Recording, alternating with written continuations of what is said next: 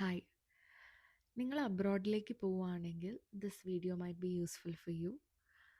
ഞാൻ ഈ വീഡിയോയിൽ കുറച്ചും കൂടി ഒരു ഡീപ്പർ ലെവലിൽ നിങ്ങളെ മെൻ്റലി ഈ അബ്രോഡ് ലൈഫ് എങ്ങനെ മാറ്റാം, എന്നെ മെൻ്റലി എങ്ങനെ ഈ അബ്രോഡ് ലൈഫ് മാറ്റി എന്നുള്ള കാര്യമാണ് ഞാൻ സംസാരിക്കാൻ പോകുന്നത്.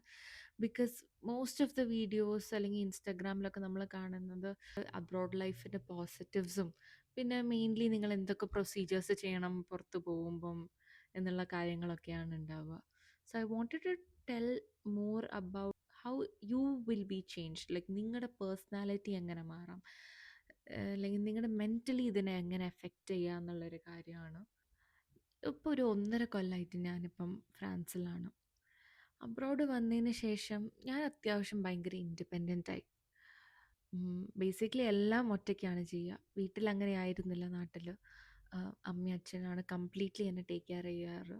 എനിക്ക് പ്രത്യേകിച്ച് ഒരു ലൈഫ് സ്കിൽസ് ഉണ്ടായിരുന്നില്ല, സത്യം പറയാലോ. ഭക്ഷണം ഉണ്ടാക്കാൻ അറിയില്ല, വാഷിംഗ് മെഷീൻ മാത്രം ഇടാൻ അറിയും, വേറെ ഒന്നും എനിക്കറിയില്ല. ലൈക്ക് എൻ്റെ സർവൈവലിനുള്ള ഒരു കാര്യം എനിക്കറിയില്ലായിരുന്നു.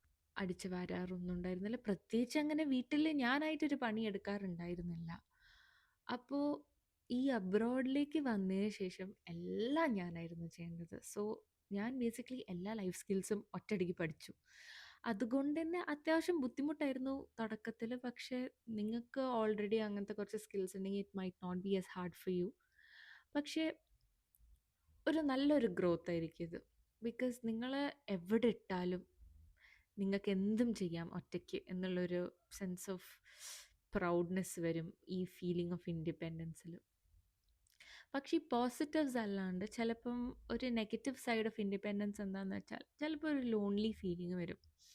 എസ്പെഷ്യലി നിങ്ങൾക്ക് വയ്യാത്തപ്പം അപ്പാർട്ട്മെൻറ്റിൽ ഒറ്റയ്ക്ക് ഇങ്ങനെ വയ്യാണ്ട് കിടക്കുമ്പോഴായിരിക്കും. ബിക്കോസ്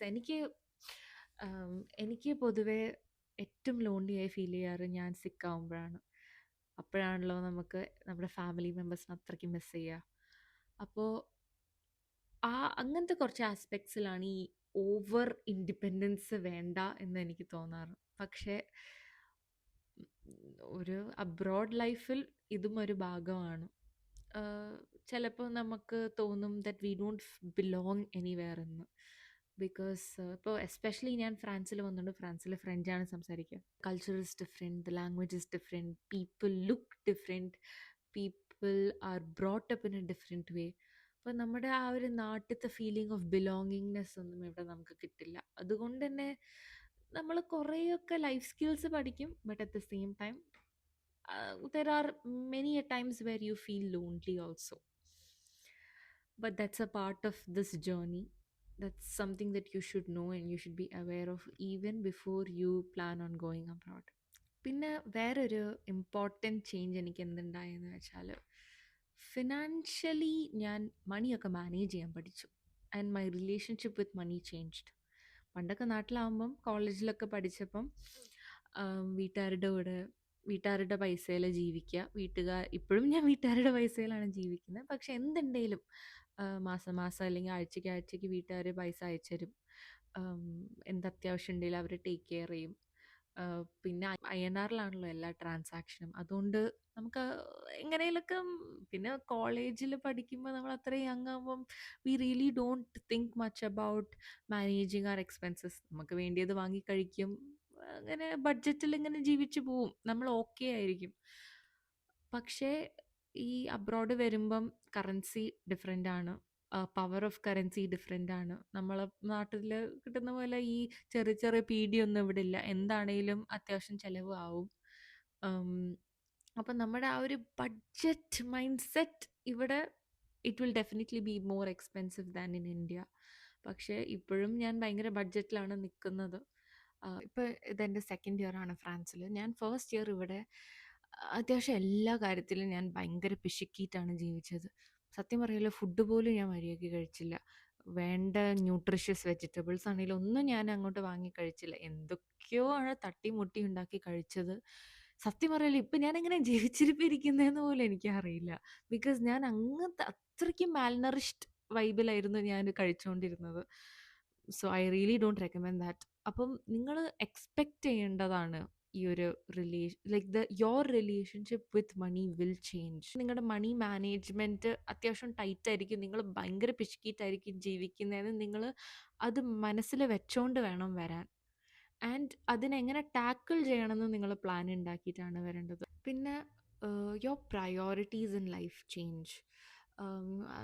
അറ്റ്ലീസ്റ്റ് മൈൻഡഡ്, ബിക്കോസ് നാട്ടിലൊക്കെ ആയപ്പം ഞാൻ ഡ്രാമ തപ്പിപ്പോവായിരുന്നു എന്ന് ഞാൻ പറയില്ല, പക്ഷെ I liked A life with drama. കുറച്ച് ഡ്രാമയൊക്കെ വേണം, കുറച്ചൊരു അങ്ങനത്തെ ഒരു ഇതിലാണ് ഞാൻ പൊയ്ക്കൊണ്ടിരുന്നത്. പക്ഷെ ഇവിടെ എത്തിയപ്പം സത്യം പറയാലോ, എനിക്ക് സ്റ്റെബിലിറ്റി, പീസ്, ഇതിലായിരുന്നു എനിക്ക് കൂടുതൽ താല്പര്യം. ഇതായിരുന്നു I was searching for also. Because നമ്മളങ്ങനെ ഒരു ഒറ്റപ്പെട്ട ഫീലിംഗ് വരുമ്പം നമുക്കിനി പ്രോബ്ലംസ് വേണ്ടാന്നായിരിക്കും നമ്മൾ ആലോചിക്കുക. So when I'm searching for peace, peace also comes towards me. അപ്പോൾ അതിൻ്റെ ഒരു മേജർ മാറ്റം എനിക്ക് തോന്നിയിരുന്നു. പിന്നെ എല്ലാ ഡിസിഷൻസും സ്വന്തമാണ് എടുക്കേണ്ടത്. And I mean every single day. ഇത് നിങ്ങൾക്ക് ചിലപ്പോൾ ഇങ്ങനെ ഫണ്ണി ആയി തോന്നാം, ലൈക്ക് ഇത് ഭയങ്കര ഓബ്വിയസ് ആയുള്ള ഒരു കാര്യമല്ലേ എന്ന് നിങ്ങൾക്ക് തോന്നും. പക്ഷേ ഞാൻ personally I was not a very decisive person.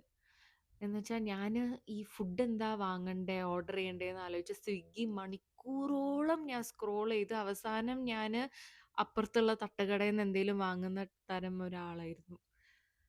അപ്പോൾ അത്രയ്ക്കൊരു ഇൻഡിസൈസീവ് പേഴ്സൺ ആണ്. ഡെയിലി എന്ത് ഭക്ഷണമാണ് ഉണ്ടാക്കണ്ടേന്ന് തീരുമാനിക്കേണ്ടത്. ഭക്ഷണം ഉണ്ടാക്കുന്നതല്ല എൻ്റെ കുഴപ്പം, പക്ഷെ എന്ത് ഭക്ഷണമാണ് കഴിക്കേണ്ടതെന്നുള്ളൊരു തീരുമാനമാണല്ലോ, അതാണല്ലോ സത്യം പറയാലോ പ്രാന്ത് പിടിക്കും. ഡെയിലി ഇതാണ് പണി.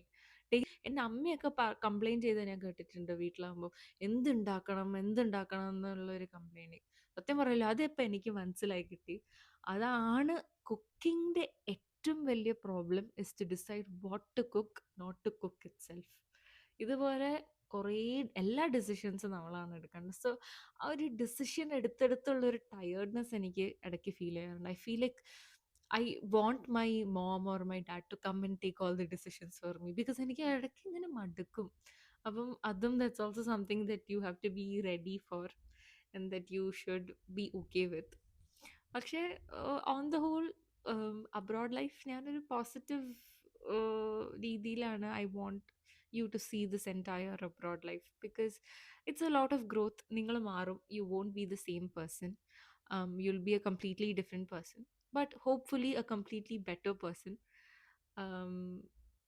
സോ നിങ്ങൾക്ക് വേറെ എന്തെങ്കിലും സ്പെസിഫിക് ആയിട്ട് അബ്രോഡ് ലൈഫിനെ കുറിച്ച് എന്തെങ്കിലും ക്വസ്റ്റ്യൻസ് ഉണ്ടെങ്കിൽ drop a comment below and I will make sure to answer that.